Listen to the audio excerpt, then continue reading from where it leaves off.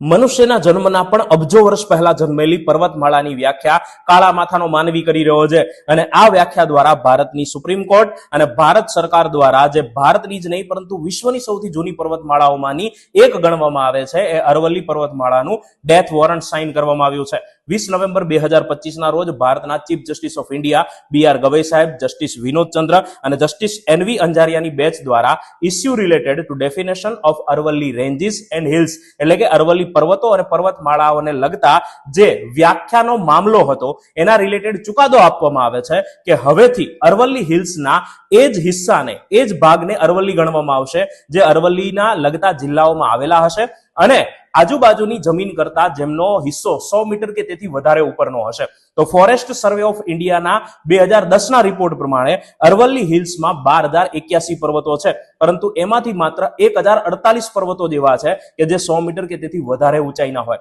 એટલે કે લગભગ 8.7% જ આ વ્યાખ્યાને પૂરા કરે છે. 90% થી વધુ હિસ્સો અરવલ્લીમાંથી બાકાત થઈ જશે, જે આગળ જઈને ભવિષ્યમાં જમીન માફિયાઓ અને ખનીજ માફિયાઓને આ હિસ્સામાંથી એટલે કે અરવલ્લીના 90% હિસ્સામાંથી જમીન અને ખનીજને ખનન કરીને એને કોરી ખાવાનું લાયસન્સ આપી શકે છે અને એટલે જ અત્યારે પબ્લિક રોષમાં છે. આ નવી વ્યાખ્યા CEC એટલે કે સેન્ટ્રલ એમ્પાવર્ડ કમિટી, જેની અંદર ભારત સરકારના પર્યાવરણ મંત્રાલય દ્વારા નિયુક્ત પામવામાં આવેલા એક્સપર્ટ લોકો હોય છે, એના દ્વારા આપવામાં આવેલી છે અને સુપ્રીમ કોર્ટે એના ઉપર મહોર મારી છે એટલે કે સ્વીકારી છે. આ બંનેએ મળીને ભારતની સૌથી જૂની પર્વતમાળા અરવલ્લીના અસ્તિત્વને જોખમમાં મૂકી દીધું છે. વિજ્ઞાન અનુસાર માણસનો જન્મ થયો 3 લાખ વર્ષ પહેલા, ત્યારે માણસની ઉત્ક્રાંતિ થઈ, પણ આ જ વિજ્ઞાન દ્વારા જે આ ભારતની સૌથી જૂની પર્વતમાળા છે એ 3.2 થી 3.5 અબજ વર્ષ પહેલા જ્યારે યુરેશિયન પ્લેટમાંથી ભારતીય ઉપખંડની પ્લેટ અલગ થઈ ત્યારે એનો જન્મ થયો છે. આ પર્વતમાળાને એશિયાની સૌથી લાંબી નેચરલ પ્રોટેક્ટેડ શિલ્ડ કહેવામાં આવે છે,